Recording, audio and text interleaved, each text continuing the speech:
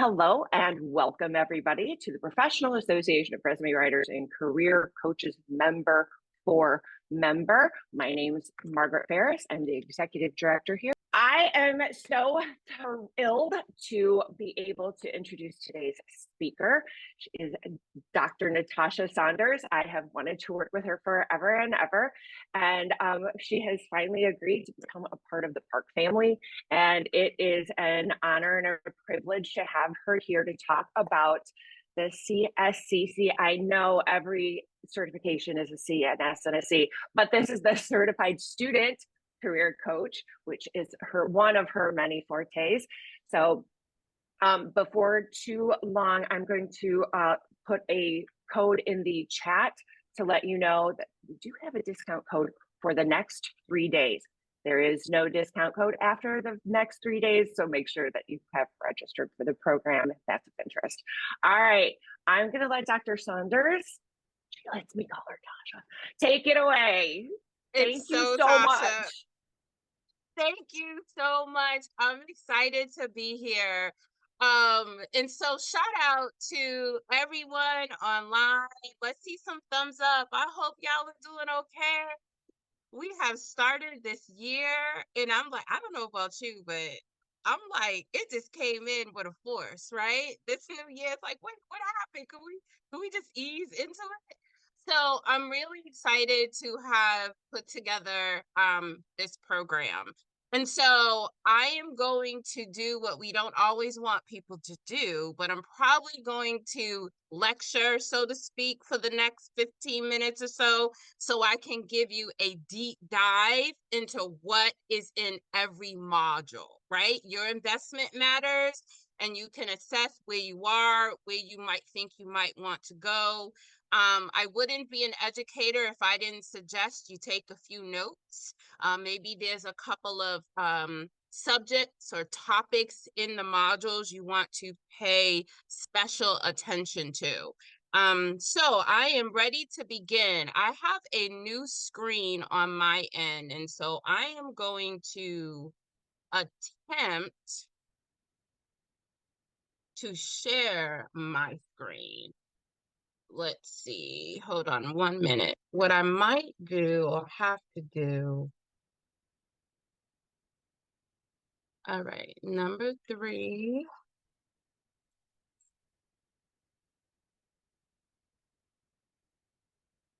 All right, so if you could kindly give me a heads up, a thumbs up from a few of you, if you can see everything on your screen. I have a new tech hookup with 3 different screens. So I'm sharing the presentation. Perfect. So I'm going to do a quick test. All right, good. Thank you. Thank you so much.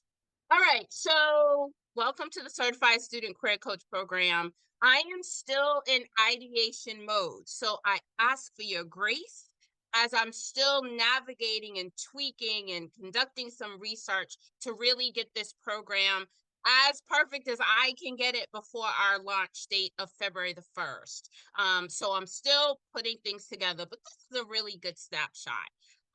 I am proud to have multiple certifications from our amazing organization myself. So I'm really, really committed to PARC. I like to start off and just let everybody know, I know your schedules change. I can only imagine. I run a business, I consult at Brown University. I'm a visiting scholar at Rutgers University. I work full-time at Harvard. I travel, and I have 2 parents over 80. And over the weekend, my dad fell, unfortunately. So I know what it's like to have so many things on your plate. I am 100% flexible. Yes, I would like for you to be in class live, but don't worry, it's going to be recorded and you will have access to all the recordings. If you have to show up 5 minutes late, it's okay. Don't worry about it. I am going to have office hours. I already started populating them where people can meet with me every week for the month, and we can dig deep into the material even outside of the class time. So that works for me. I hope it works for you. I'm going to open up a little unorthodox, so please just go with me for a moment. When you see person one on this screen, want to know kind of what you think about this person. Like what words come to mind when you see this person's background? This person went through domestic violence. This person had an alcoholic parent. This person lived in public housing. Their brother was murdered in the city. They survived an assault. They were in a car accident. When you see this person, I wonder what comes to mind. And in fact, I wonder if any of these things resonate with you. The second person I want you to think about has this other background. They're an entrepreneur, they're a speaker, they sit on boards, they have multiple degrees, great career, they're a martial artist, and they've done a lot. And how would you describe person two? And I'm going to pause just for a minute. Person one and person two, because it's easier for me to show you who I am than to tell you who I am. I am person one and I am person two. And so when people ask me, why do I do what I do? Why am I so passionate about what I do? This is why. Because I did grow up in low income housing, but now I live in a luxury place. I did survive an assault while I was in college pursuing my education, but I do have a doctor's degree. I was hospitalized. I have a learning disability, a neurological disability, yet I speak and I train. And so our students are indeed person one and two, and you, I would imagine, as a coach, are person one and person two. And so as you think about this program, I just want you to remind yourself where you are, and our students have this similar, very challenging sometimes background, but they have so many goals and so many aspirations. And that is what we are there to do, to coach them probably past what they even think possible. So moving through the program, this is a foundation. I want to reiterate, a foundation, right? Coaching is so big, it's so huge. There's so much information out there, but I want you to see this as a foundation. Whether you've been coaching for over 15, 16, 17 years like myself, there's always things to learn. There's always areas to grow.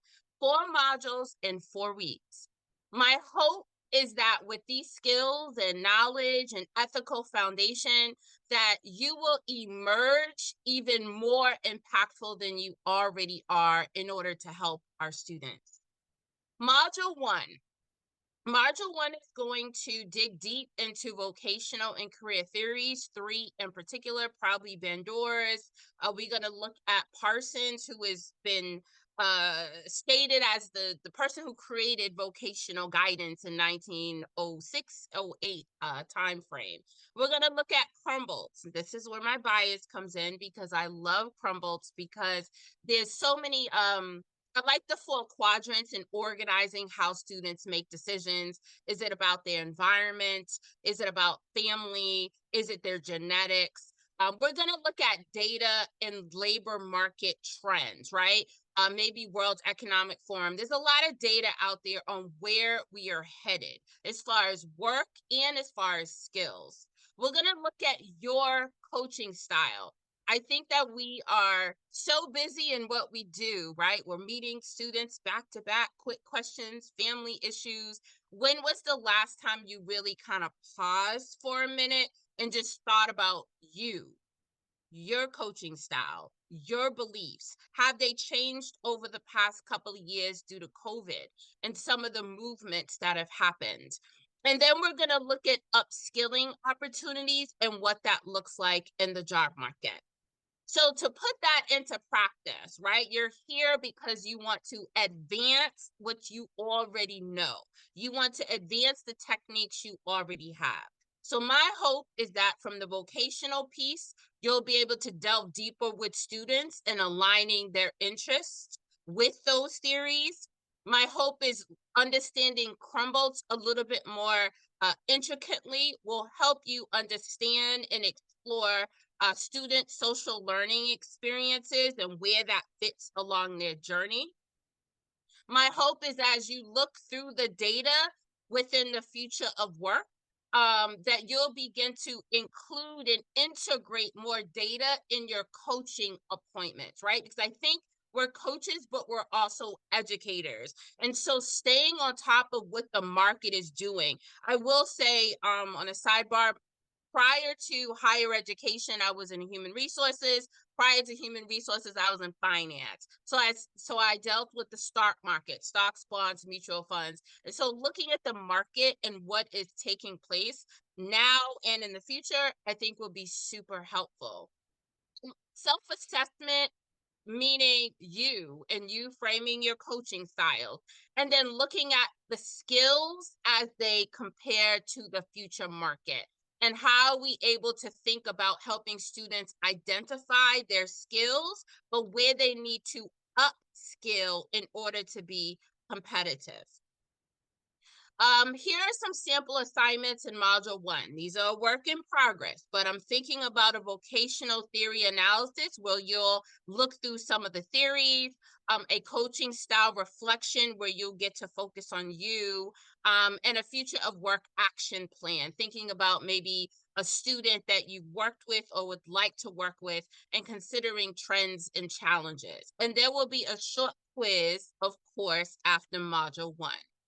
Jumping ahead to Module 2. I hope you're still with me. Let's see some thumbs up if you are. Module 2 is going to be taking you into thinking about different students' demographics and adaptive coaching. And are we able to adapt our coaching along with our student demographics? We're going to talk about communications. We're going to talk about confidence, achieving goals, and also the complexities in coaching diverse student groups. I know that is of concern of many of us. In my background, I have coached veteran students. I've coached students with learning disabilities. I've coached students that are aging out of foster care, students that have PARWCC, students that go to Ivy League schools, students that go to community college, students that are parents, students that are first gen. I've had last year I had the privilege and honor of coaching a student that is visually impaired, and I'm proud to say after coaching with her for a year, she is now working for Microsoft on their accessibility team. So I'm really, really happy about that. Digging deep a little bit more into advancing your coaching techniques. Adaptive coaching, thinking about navigating these distinct traits in these demographics and how can they help you tailor your coaching approaches based on the student. We want to think about your communication skills as well. I'm sure they're exceptional, but thinking about how you can foster that even more intently on students. And a big piece is also confidence. I think we all know a lot of students that are lacking confidence in their abilities, in their resources, in their understanding. And so how are we elevating them to grow in their self-confidence as well as self-efficacy, which will tie back to one of the vocational theories as well. And the last two in this second module is goal setting mastery and then tailoring coaching, as I mentioned earlier, navigating these complexities within diverse groups. So you got skills, you got goal setting, quite a bit in module 2.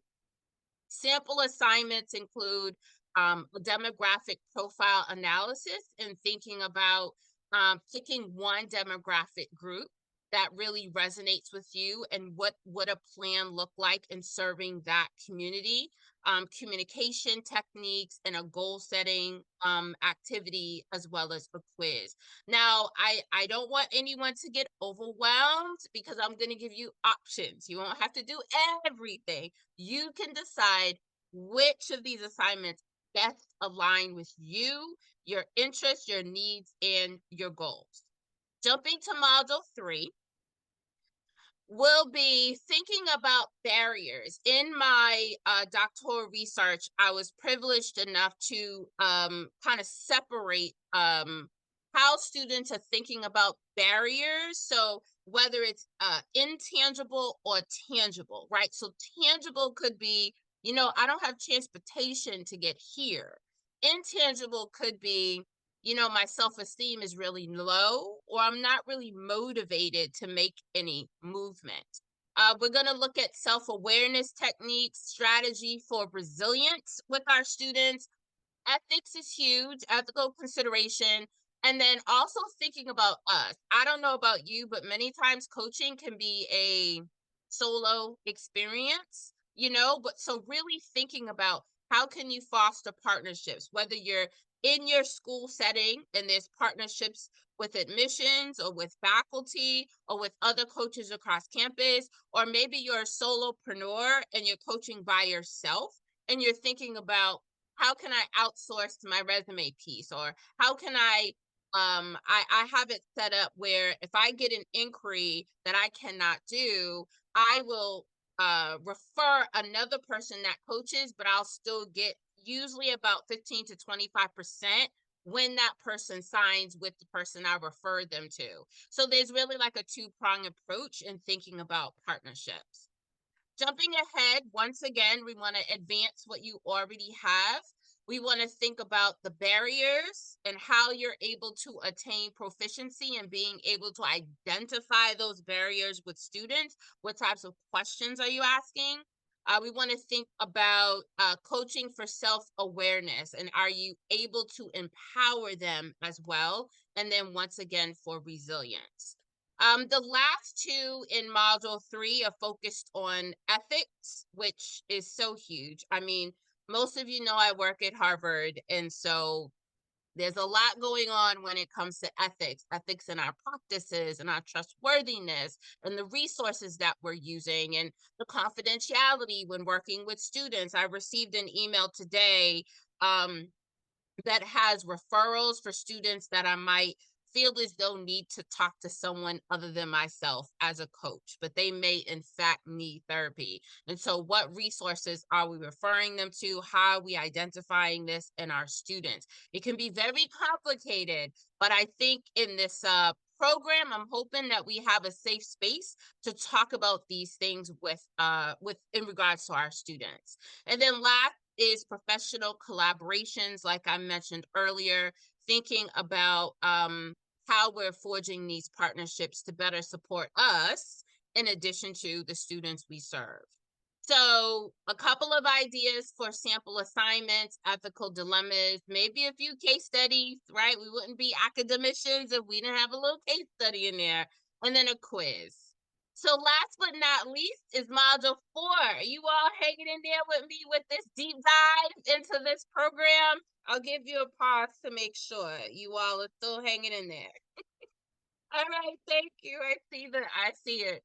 I mean, you're gonna invest in a program, then you need to know what is coming your way. All right, so the last module, which I think would be pretty fun. I mean, who doesn't want to talk about digital tools and AI and LinkedIn and resumes and cover letters, all the good stuff, right? So I'm excited. We'll be talking about all of those in this particular module, in the 4th module. And so ideally,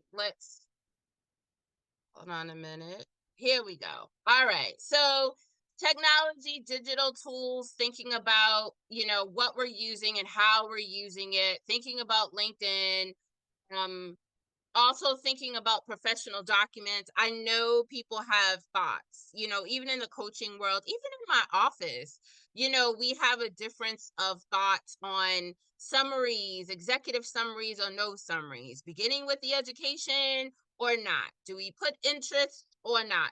Do bullet statements, should they be fleshed out or short and concise?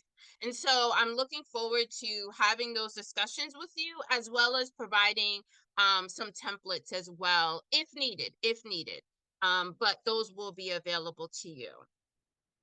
And the last two, AI integration, artificial intelligence, and thinking about what that looks like from are you encouraging students to use the AI feature that they have for practicing interviews, where students can do a mock interview on LinkedIn and then it kicks back their assessment on how they did answering particular questions. Are you using ChatGPT to input job descriptions, push out questions for a mock interview that you're giving to a student? Are you teaching your students to use the platform?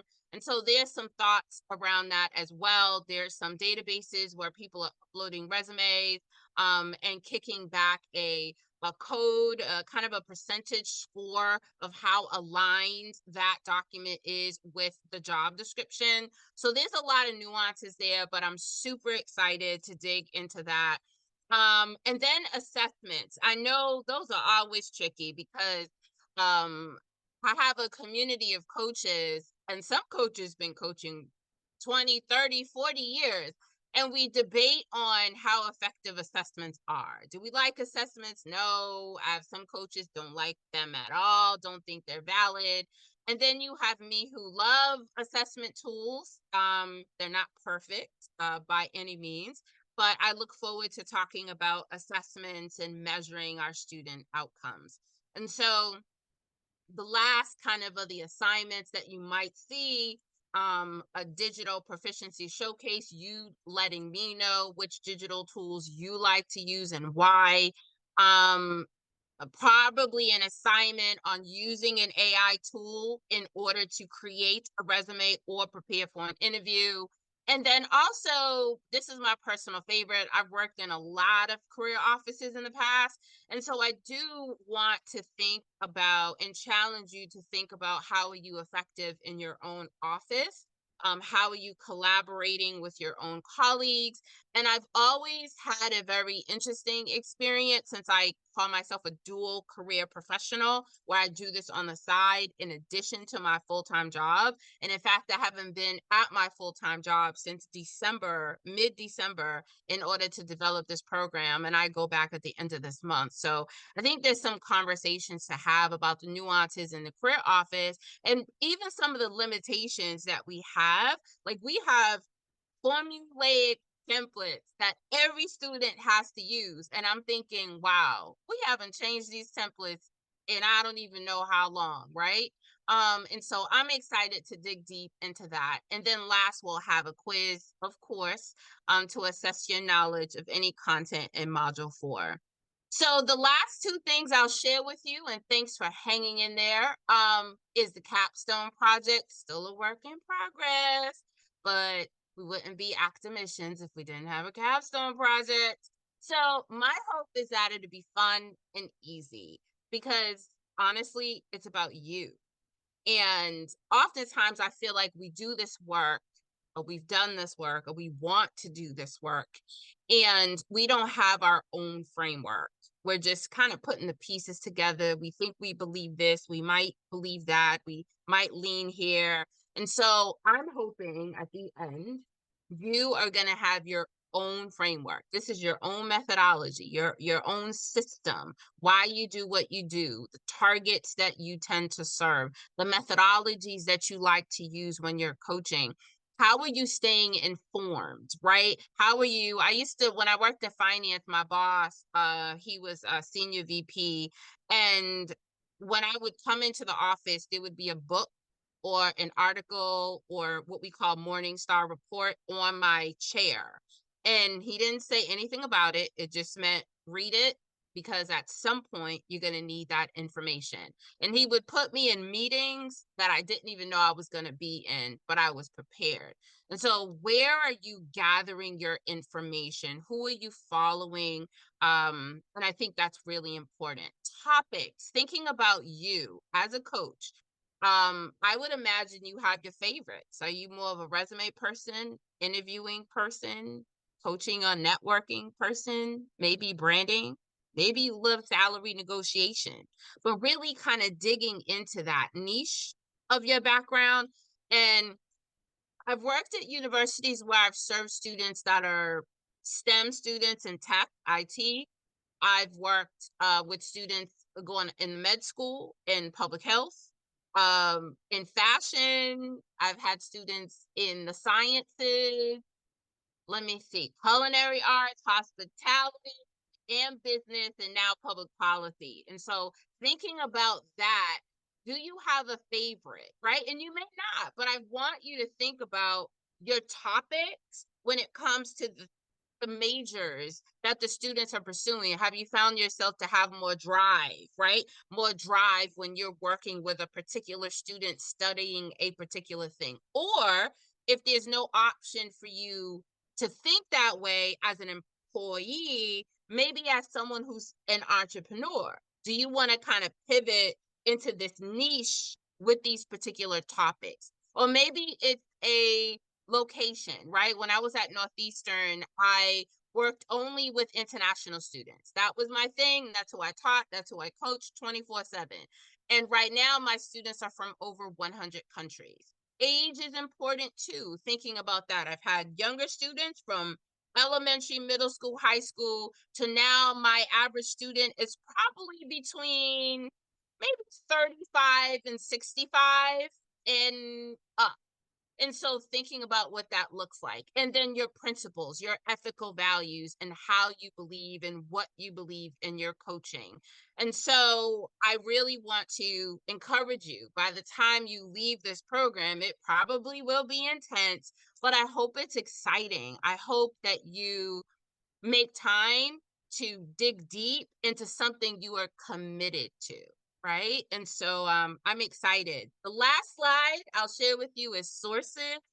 Um, so many, right? I'm still working through these, but I did want to give you a snapshot. Everybody will get a copy of my book, Crumbolt's Career Decision Making, and METCO, which is an integration program, but mainly to focus on the literature review. You'll be getting a copy of that. There's a research firm, there's a lot that do higher ed and workforce development research. And so I've been pulling from there. I'm a huge fan of the World Economic Forum because they do global research. The Malcolm Wiener Center at Harvard, Brookings, of course, the Project on the Workforce for articles. There's a Future of Jobs survey, and you'll get a link to, there's our institution created a college to jobs map where you'll be able to see institutions and trends from those institutions as they relate to the workforce in real time. So I'm excited to provide that. Corporations, there might be a few. I'm heavily into Deloitte Insights because they have a huge neurodiversity in the workplace division where they're really working on this type of information to help us better serve as coaches and educators. Couple of videos, couple of podcasts, couple of websites in there, AI for education, and then templates that I'll be providing. So, and if you need any student testimonials, you're welcome to visit any of my websites as well as LinkedIn. And you'll be able to see some of the things students have said about me while working with them. So that is an intense deep dive into this program. And I hope you are informed and ready to move forward. I will stop sharing my screen and see what we got in the chat. And you're welcome if you have a question or a thought. But I hope that was as comprehensive as I can get it to be.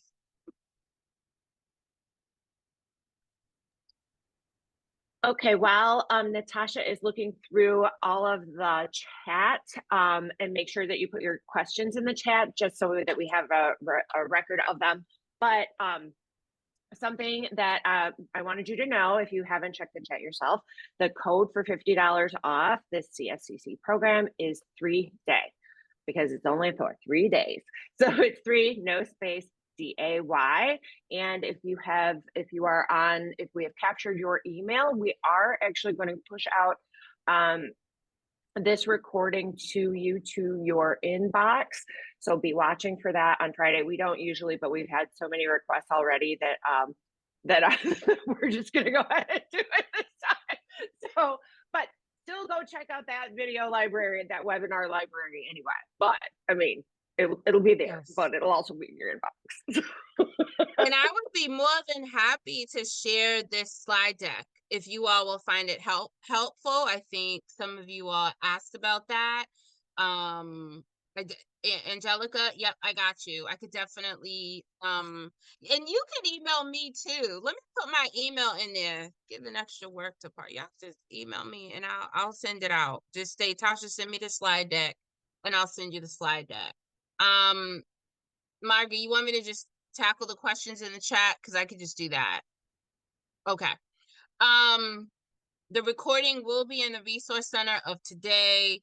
Quizzes are not timed and absolutely open book. I told y'all I had a learning disability. I wasn't playing in college. I had untimed tests. I had open book. I even got a single dorm room because of it. So no, there's no stress about any of that. Is it Otisha? Otisha, you just killing it with, yes, she saw all the websites. Thank you. If I'm saying your name wrong, you can unmute and let me know. But thank you. Yeah, she's putting the let me see. Pamela. Yeah. Okay. You could probably even Google me. You said you wanted my personal websites, my business websites, and then you could just find me on LinkedIn. I'm on there as well. So if you just scroll to the bottom and just go through the testimonials. Anna, all of this is amazing. Anna, we got this. Thank you, Anna. Let's see what else we got. So this is a good question, Otisha, and if I'm saying your name wrong, please correct me. The time length of the class. This is a good question, Margaret, because my thinking was an hour will be the class, but I will stay on for after that for open Q&A. So ideally, this is where you all may have to have a little grace as we navigate that, because ideally it would be there's and you all might be educators, but you only really should be lecturing for 15 to 20 minutes max based on attention span. So ideally I would do a quarter and then pause, a quarter, pause, a quarter, pause, right? Maybe 3 20-minute blocks of content and then pause. And then on the pause is when we'll interact and have questions. So I'll lecture, then we'll interact and have questions, take a breather, and then I'll continue to lecture, pause, interact, an hour. But I will stay on after that half hour to an hour to just answer questions and dialogue, in addition to, if you want private time for one-on-ones, we have office hours. So plan for the hour, but know that I'm going to be on much later than that as well. Look who came live on the camera. Did you want to say something? Thanks, Otisha. Go ahead. Actually, I do. Thanks for going at my name. It's Otisha. Otisha. So my question is, will we have some type of visual notes or handouts like with each session to like follow along or kind of read up on during or after? You sure will, because ideally, my hope is each session will be recorded and then transcribed, and then you'll have notes based off of that. So the answer will be yes. You're going to have an outline for each module. We have a great team at Park that's helping me do that. Alicia is just phenomenal. So each module will have a slide deck, but you will have your handouts, you'll have your notes, you'll have your outline, and I wouldn't be a professor if you didn't have a syllabus. So you're going to have a syllabus as well. In addition to, each of the assignments will have instructions. So you'll definitely be well equipped with your handouts, with your template. And if I'm missing something, let me know, because I think the beauty of being the first, will be the first cohort. So that's also a opportunity for you, but I also recognize that there could be some things that, hey, Tasha, I need this, so you didn't provide this. So let me know and I'm on it. If you're like, this would have been helpful, I can do it in real time. But yes, you'll have a syllabus, you'll have instructions for all the assignments, you're going to have outlines for every single module.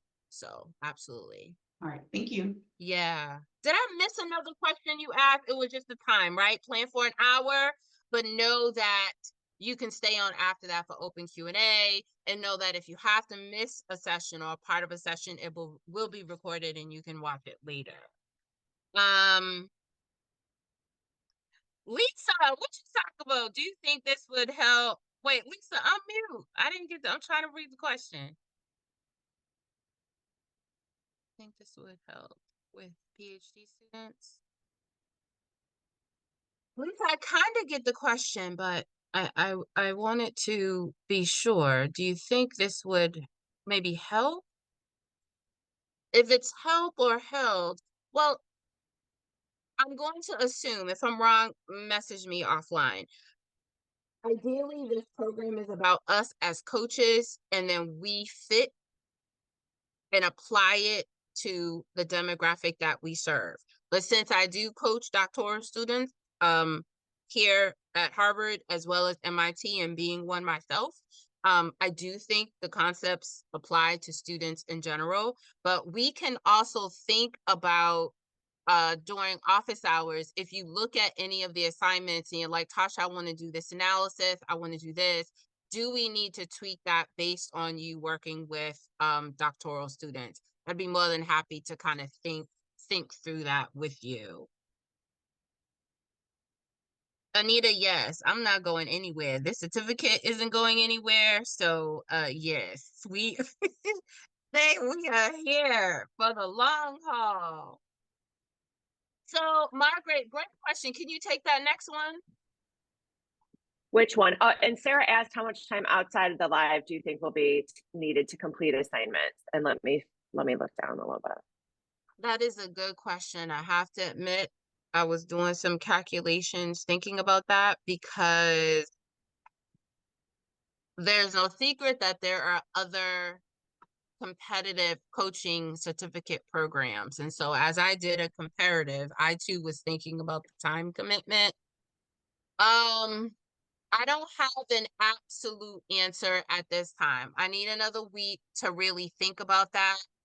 But if I were to just make a guess, just off the top, based off of what I'm thinking, that would be, okay, you watch the webinar, do an assignment, take a quiz. If I had to ballpark it, I don't want to aim for anything over 5 hours. I'm thinking 3 to 5, like, or the lowest is what I'm thinking about. But as someone like myself with learning disabilities, I recognize it could take me a while to understand something.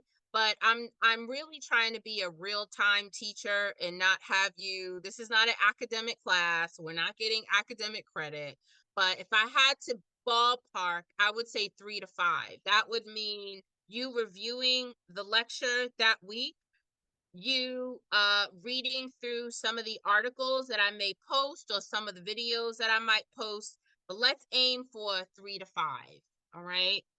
But that's a great question. But just so you know, I'm not trying to do more than that. And Chelsea asked about the CEU requirement. No, you are not required to, we don't require CEUs in general. We do anticipate that you will keep up with all of the different learning opportunities that we have to keep up to date with just your practice, but we do not require CEUs at this time to maintain your certification. Right. Nice, right? Yeah, that's one, that's rare, right? But I will say the goal is to build a powerful student career coaching community across the globe. That is the goal. And that's a personal goal. So don't get me emotional, but that's my personal goal, is to have a strong, and in fact, if you go on LinkedIn, I already have a youth career coaching group. I don't know, must be over 2,000 people in it. And so I want that for PARC. I want a strong student career coaching community. And ideally, if I had a wish box, it would be get certified in this first cohort and we become the first. And then I would do maybe 2 gatherings, could be virtual gatherings throughout the year with all of the coaches that are certified. I want to have a directory of student career coaches where we know how to refer you out, right, for opportunities, speaking engagements. And so I really want to say, if you're open to it, knowing that this is the first of its kind, period, to helping me at the end create that community together, the online community, maybe even local cohorts. So if we find that 2 or 3 of you are in New York, or 2 or 3 of you are in California, 2 or 3 of you are in London, that we really begin to think about like having that as a very strong community, in addition to that. So I'll have the ability to share updates on research and things like that. So that's my dream. That's my hope. And like I said, I've been with PARC since 2008. So I'm committed, to our community, and would love to build that with us. So did I miss any questions? Did we miss anybody? I think we're caught up. Again, we will be sending these, you will get this in your inbox. Please be watching for it. It will also be in the webinar library. And do reach out to Dr. Saunders or to us at PARC Association at PARWCC.com, or my personal email is mphares@PARWCC.com if you've got any other questions. And don't forget that discount code is 3DAY, no space, 3DAY, for $15 off the cost of the program.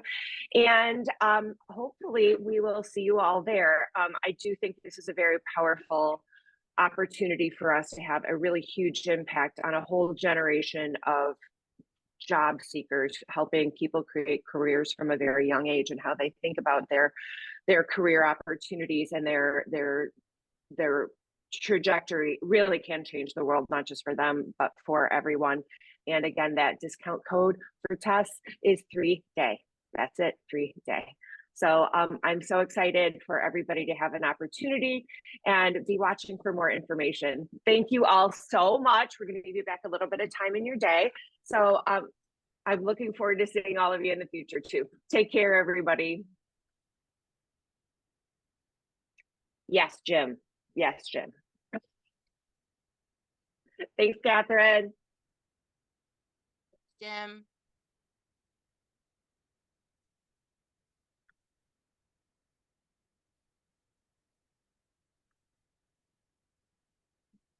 All right, Margaret. Thank you. Thank you. Fantastic. Bye. Appreciate you so much. Take care, everybody. You too. Bye, everyone.